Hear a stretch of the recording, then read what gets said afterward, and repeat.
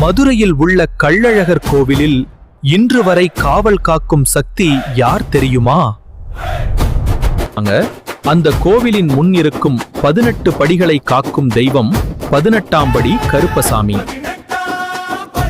ஒரு காலத்தில் கோவிலின் பொக்கிஷத்தையும் பெருமாளின் நகைகளையும் திருடர்கள் திருடினர். அப்போது மின்னல் போல் தோன்றினார் கருப்பசாமி, கோவிலின் காவலன். அவர் வந்தவுடன் திருடர்கள் ஓடினர். தீமைக்கு அங்கே இடமே இல்லை. 18 திருடர்களை வென்றதால் அல்லது 18 படிகளை காப்பதால 18ஆம் படி கருப்பசாமி என பெயர் வந்தது. இன்றும் மக்கள் நீதிக்காகவும் குடும்ப நலத்திற்காகவும் சத்தியத்திற்காகவும் கருப்பசாமியை நாடுகிறார்கள்.